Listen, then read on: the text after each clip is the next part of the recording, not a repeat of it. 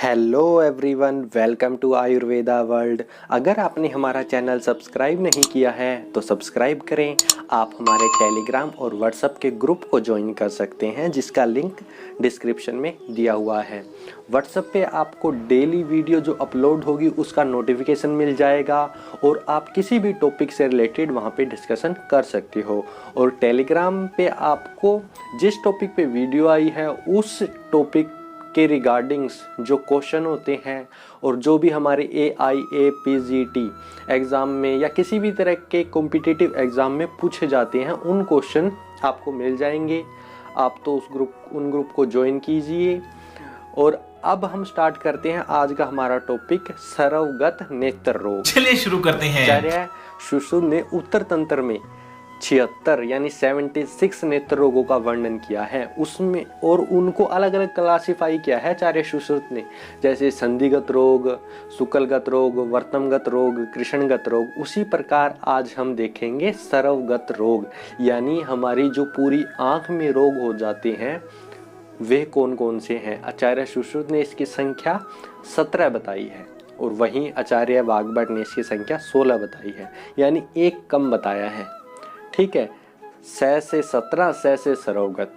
ठीक है, ऐसा जो मैं बता रहा हूँ वही याद रखना। शुक्लगत और संधिगत में भी 6 आता है ना, उसके लिए अलग ट्रिक है। ठीक है, सरवगत के लिए हम ऐसे 17 से याद रखेंगे। 17 आचार्य सुश्रुत ने 17 रोग बताए हैं। अब इनको याद करने के लिए ट्रिक नहीं है, इनका पैटर्न है। जिस पैटर्न से आज हम इन्हें करेंगे उसी पैटर्न से आप याद रखोगे तो मैं गारंटी देता हूँ कि आप इसको कभी नहीं भूलोगे। बस वो पैटर्न, लेकिन बुक में और आचार्य सुश्रुत ने जैसे बताया है वो पैटर्न थोड़ा डिफिकल्ट है और आपस में ये मिक्स हो जाते हैं, कौन सा संधिगत है, कौन सा शुक्लगत है या कौन सा सरवगत है।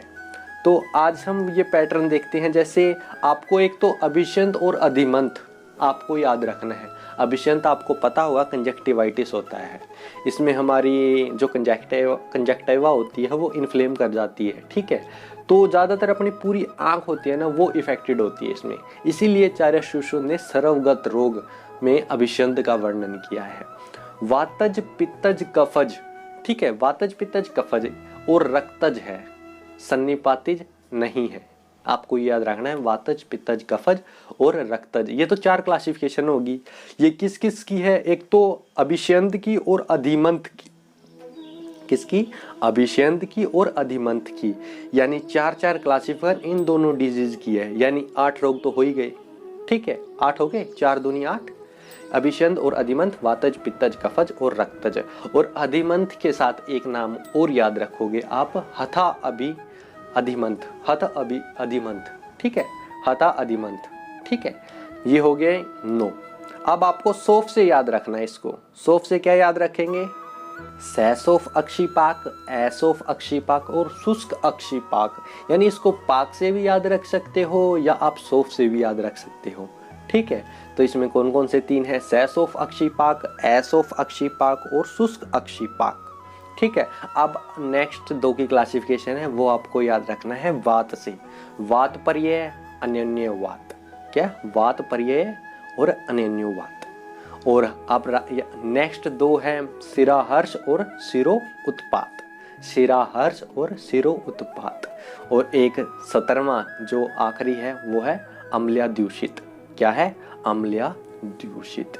ये मैंने सिर्फ पैटर्न है, इसकी कोई ट्रिक्स की जरूरत नहीं थी, इसलिए मैंने ट्रिक्स बनाई नहीं इसकी। ठीक है, क्योंकि मेरे को ये पैटर्न में ही याद रह जाती हैं। कुछ नहीं करना, सिर्फ सिंपल है कि 17 सरवगत रोग हैं। ठीक है, फिर वातज, पित्तज, कफज, रक्तज, अभिषंत और अधिमंत। अधिमंत आया, अधिमंत से अपने हता अधिमंत याद रख लिया। ठीक है, फिर आगे पाक की बात, शैसोफ अक्षिपाक, ऐसोफ अक्षिपाक, शुष्क अक्षिपाक। फिर आगे वात की बात, वात पर्यय, अन्योन्य वात। फिर हमने बात की शिराहर्ष की और शिरो उत्पात की। फिर अम्ल्याद्यूषित, यानी अम्ल्याद्यूषित, सिर्फ हमें एक नाम याद रखना है। तो ये इस प्रकार हमने देखे 17 सरवगत नेत्र रोग। ठीक है, तो हमारे पास ये फ्रेंड ने, किसी ने कहा था कि आप सालक्य की डिजीज होती है वो मिक्स होती है, उसके ऊपर वीडियो बनाइए। तो इसीलिए हमने आज सालक्य तंत्र के सरवगत नेत्र रोगों में आज हमने वीडियो बनाई है। तो एक बार और रिवाइज कर लेते हैं जिसको आपको अच्छी तरह से याद रह जाएगा। सुश्रुत ने बताए हैं 17, वाग्भट ने 16। 17 है सर्वगत, 17 है सर्वगत रोग, वातज पित्तज कफज और रक्तज। सन्निपातिक नहीं है, मैं फिर कह रहा हूँ सन्निपातिक नहीं है। वातज पित्तज कफज रक्तज अभिषेद और अधिमंथ। अधिमंथ आया तो हत अधिमंथ, ठीक है। फिर पाक से सैसोफक्षी पाक, ऐसोफक्षी पाक, शुष्काक्षी पाक। फिर वात से वात परे है अन्योन्यो वात। फिर शिराहर्ष और शिरो उत्पात, ठीक है। फिर है अम्ल्या दूषित, ठीक है। आचार्य वाग्भट ने शिराहर्ष और शिरो उत्पात को नहीं माना है। क्या? आचार्य वाग्भट ने शिरो उत्पात और शिराहर्ष को नहीं माना है और एक एक्स्ट्रा माना है।